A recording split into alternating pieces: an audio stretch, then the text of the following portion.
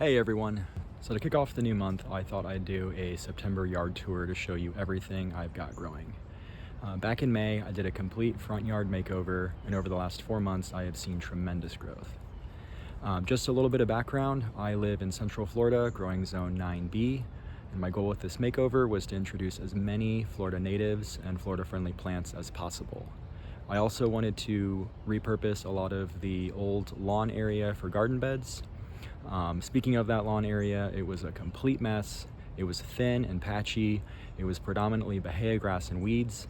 So I let it all die and I installed St. Augustine sod plugs as part of the makeover. So here we are now, 120 days out. The plants have all established and these sod plugs have almost completely filled in.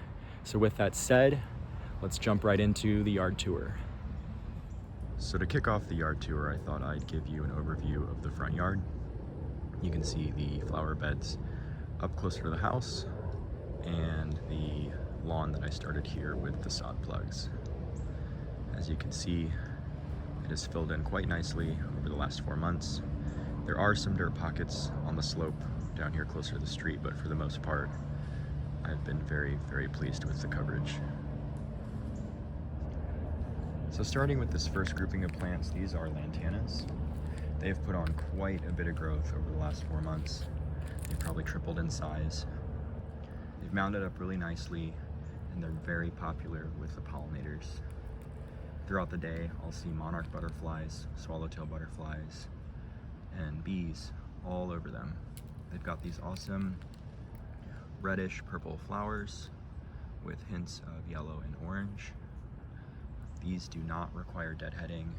They keep pushing out new blooms, and they're really a cool plant if you want a good low growing, kind of spreading, mounding, flowering plant in your yard.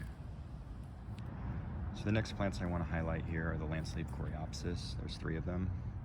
So these were all planted at the same time. They were all the same size.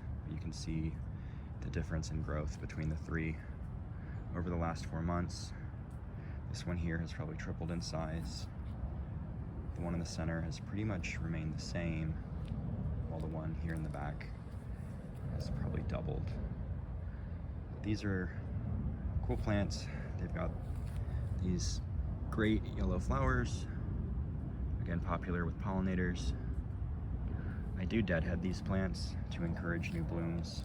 Noticed that if you don't deadhead, cutting off those spent blooms, the plant will focus on seed production instead of pushing out new flowers. So if you want to continue to see more flowers on the plants, I recommend going in and cutting off those spent blooms. You can see here, there's quite a bit of new buds. And then here I need to come in and cut off some of these spent flowers. The next grouping of plants here, I've got some lighter leaf sages. There's 2 of them. They've got these green flower stalks.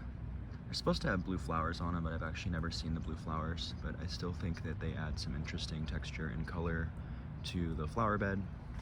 Behind them, I've got 5 more landscape coreopsis. You can see here, they come around to the driveway. They've mounded up quite nicely. Again, these are ones that I deadhead pretty regularly, like the others. Overall, put on quite a bit of size over the last few months. So the next plants here, I've got many flower beard tongue. These are in the foxglove family. I've got 3 of them. There's a big one here in the front, a small one here in the center, and then a larger one towards the back. So of all the plants that I planted, this one has been the most challenging. I started with 5, I've lost 2.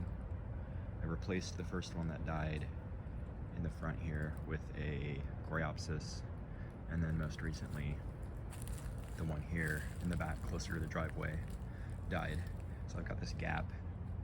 I'm probably gonna come in and break apart these 2 coreopsis plants and transplant one here to fill the gap. So I've got 2 more lyre leaf sages here. These are the ones with the green flower stalks that are supposed to have the blue flowers. Behind them, I've got probably my favorite plant. There's 3 Leavenworth coreopsis. So these plants are covered in flowers. They've got the little yellow, kind of delicate flowers with the black, brownish colored centers. These ones I deadhead pretty severely. I'll come in and actually cut the plant back to about 12 inches above the ground. It'll grow to be about 3 feet tall, but then the weight from all of the flowers and the seed pods, you know, when it rains or when there's wind, they'll kind of flop over and start to look messy. So I'll come in and cut them back. Doesn't harm the plants. They still continue to produce the flowers. But if you want some nice vertical interest in the yard, I would recommend these plants.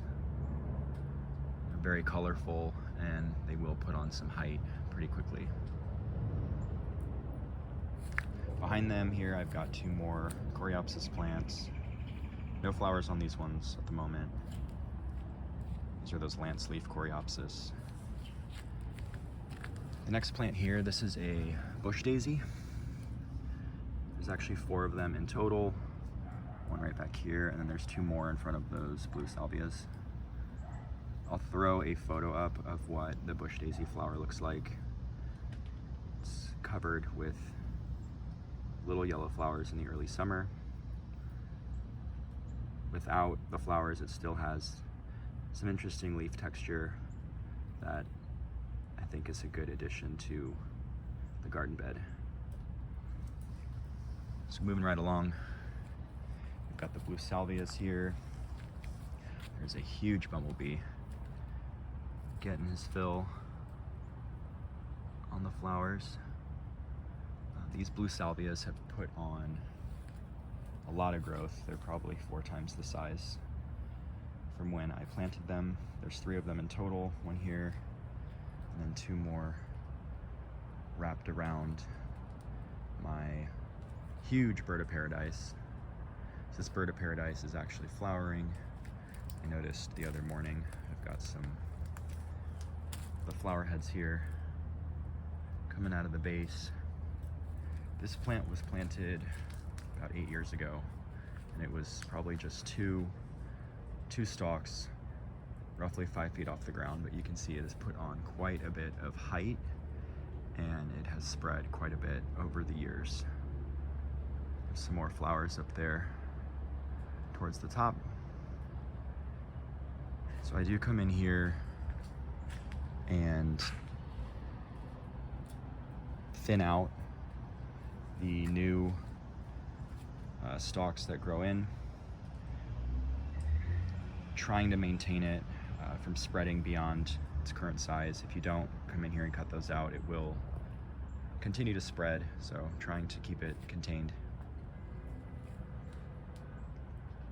But overall, this has been a nice plant.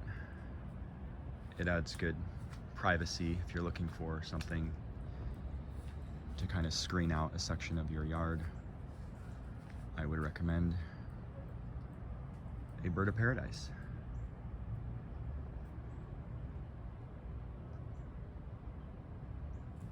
So coming over to the front porch area, I've got some vincas planted in front of the rocking chairs. I've got alternating rows of red, white, and pink vincas. So these plants are on drip. Actually, the whole front flower bed area is on drip, but in the past I've planted these and they weren't on drip irrigation. And I found that in my experience, they aren't as needy as other plants. In the heat of the day here in Florida, a lot of plants have a tendency to wilt, but these ones I found have kind of held their own.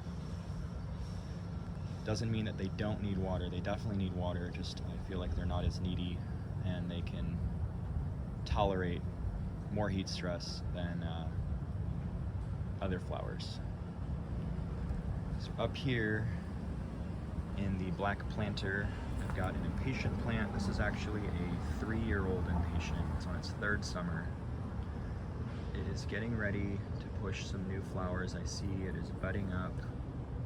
You can see in the center, there's kind of those lime green areas. Those are new buds forming. This plant, about a month ago, was dealing with some sort of bug stress or fungus stress. It actually lost all of its leaves. I thought I was gonna have to pull it. It's kind of my Hail Mary. I sprayed it with neem oil, and that did the trick. The plant has rebounded. I'll link neem oil in the description if you're looking for a organic product that fights off insects, mites, and fungus. It is natural, and it is a great way to get rid of the pests in your garden. So just panning across the front porch, you'll see I've got 2 pothos plants. The one in the gray pot I actually planted as part of another video I made on pothos propagation. So if you're interested in learning how to grow pothos plants from plant cuttings, give that video a watch. I'll link it in the description as well. Very easy plants to propagate. So if you've got, one plant at your house already, or maybe you have a friend who has one, you can take some clippings off that and create more free plants. So coming around to the other side of the sidewalk, I've got this small bed here with some Pintus plants. There are 2 pink and 2 red Pintus. These are 2nd-year plants. I planted them last summer. They made it through the full season, made it through our short winter, and then have come back and thriving here now for their 2nd summer. Great plants, pollinators love them. They don't require deadheading, they keep pushing out new blooms. Highly recommend it if you're looking for a low maintenance flowering plant for your yard. Coming around now to the other side of the bird of paradise, I've got this awesome shrub here. It is called a forked blue curl. I started here with 4 plants, and then for the last few months I have hedged them into this nice hedge. This plant doesn't have any flowers on it currently, but when it does flower, it's got these awesome delicate blue flowers. I'll show a picture of the flowers on the screen for reference. Highly recommend this plant if you're looking for an interesting kind of ornamental shrub for your yard. It's got some seasonal color. It hasn't put on any flowers in the last month or so, but early summer and spring it had quite a few of those blue flowers. Down here in front, I've got some tickseed coreopsis. There are 4 plants here, and these ones, again, another great plant for pollinators, great plant for blooms. I do come in and deadhead these. You can see how many flowers there are. You can also see kind of all the spent blooms. The first time I deadheaded these plants, I came in and I one by one went through and cut all of the dead blooms, and it took me the better part of 45 minutes. So the second time I did it, I decided I'm just gonna do a straight shear across the top, and it worked. The plants put out a ton of new growth and a ton of new buds, and it took me a fraction of the time. So if you have these in your yard, you could probably just shear the top off like I do to save yourself some time on deadheading and encourage all the new flower blooms.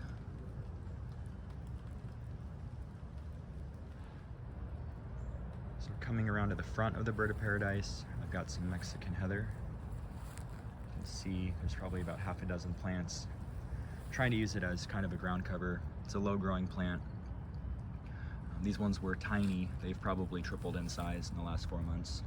I know you can buy them a little bit bigger at the nursery, but I went with some tiny ones, and they've still put on a lot of growth, hoping that they will at some point connect. Maybe, maybe not. That might be wishful thinking. But when they're in full sun, their little periwinkle flowers open up. It's like this purpley color, and they turn into just this carpet of color.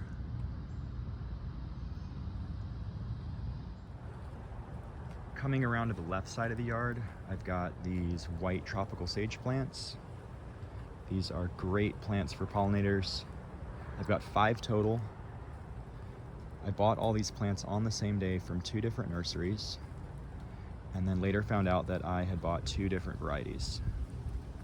So 2 of them are not like the others. Can you guess which ones are different?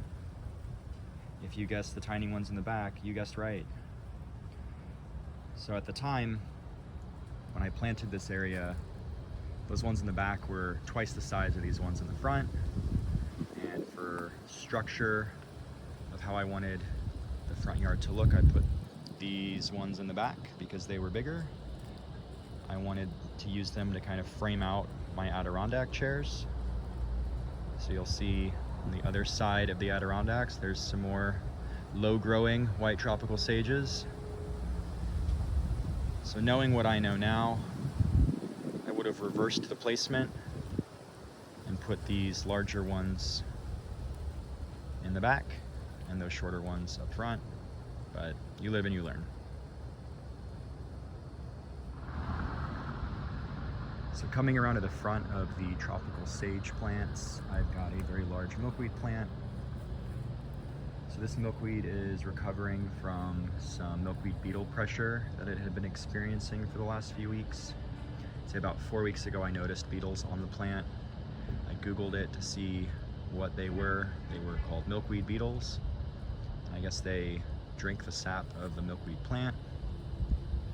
Online it said that they aren't harmful to the plant. You can typically leave them alone and they won't kill the plant, but I was dealing with a complete infestation and I could see that the plant was very stressed out. It was dropping all its leaves, stopped producing flowers, so I knew I had to do something.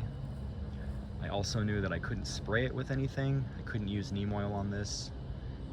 The milkweed is the host plant for the monarch butterfly, and if I sprayed it with neem oil, I risked harming the butterflies, the caterpillars, and the eggs. So I actually went through and pulled all the beetles off one by hand, and that did the trick. That was about 2 weeks ago, so over the last few weeks it has pushed so much growth, a lot of new leaves. It's rebounding, and you can see here in some places it's actually starting to bloom again. And then in the center, I noticed the other day that it is pushing a new limb, which is very encouraging. So moving to the area to the left, between my Adirondack chairs, I've got another small drift of that Mexican heather. You can see all the little periwinkle colored flowers. This has been a really great colorful ground cover plant. Highly recommend it. So continuing on, over here I've got the red and pink tropical sages. I've also got some of those low growing white ones in the back. Again, knowing what I know now, I would have reversed placement and put the white ones in the front and these larger ones in the back, but at the time, the pink and red sages were tiny. So live and you learn, like I said. Moving right along here, I've got 2 more of those Leavenworth coreopsis plants. These ones are loaded with buds, getting ready to push all those blooms. So this plant, similar to the other ones, I did a pretty big shear across the top, took them back to about 12 to 18 inches above the ground. They will put on that height. Actually, right before I sheared them back, they had flopped over and they were actually touching these Rebecca, the black-eyed Susans, right next to them. So it doesn't harm the plant, just I cut off the top when they get, kind of messy and flopped over, and they keep putting out that new growth. Over here, I've got a drift of the Black-Eyed Susans. There are 5 plants in total. These ones are great. I don't know if you need to deadhead them. I go in and deadhead them every week because the old blooms kind of dry out. You can see here, these are some ones that have recently dried out. There's one right there. There's one right there. Just as a cleaner look if you come in here and deadhead regularly. And then the last flower plant I've got is another one of those tick seed coreopsis. Really cool plant. Really nice for fall, actually. It was great for summer with the yellow, but now with kind of those red centers, it's ready for fall. So then here at the edge of the property, I've got this ground cover. It's called Blue Evolvulus. It is, I believe it's called Blue My Mind if you were to buy it at the store, but it's a type of Evolvulus. It's got these little blue flowers with white centers.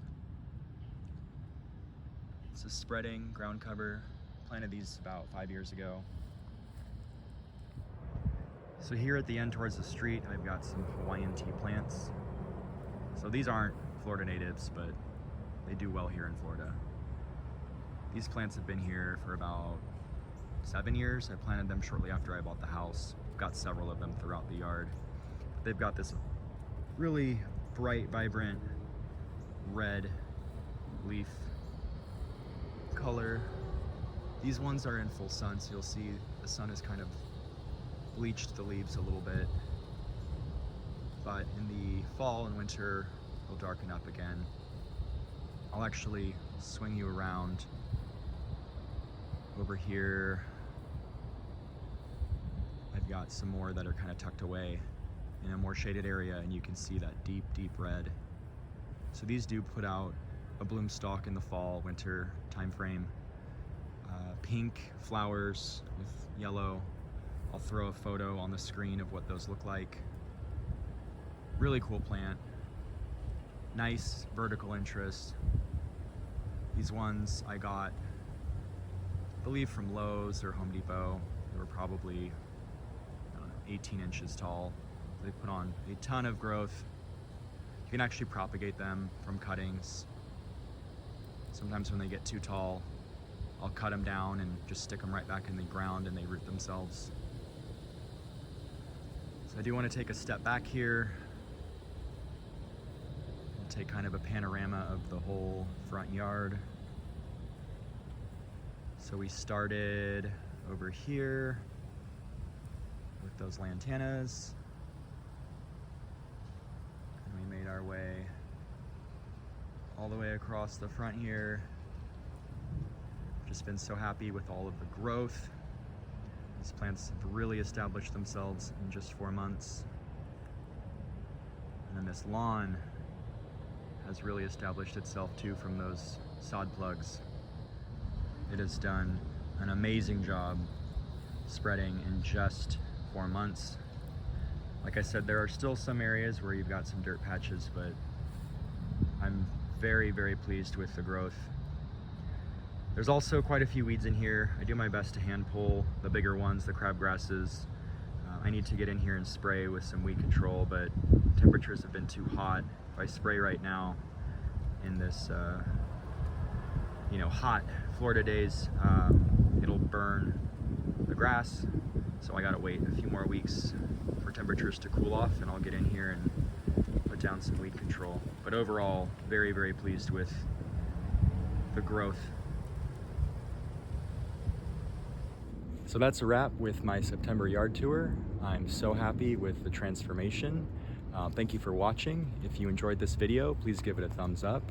And if you want to see more landscaping and gardening content, please subscribe to my channel. I hope you have a great rest of your day, and I hope you find time to get out in your yard.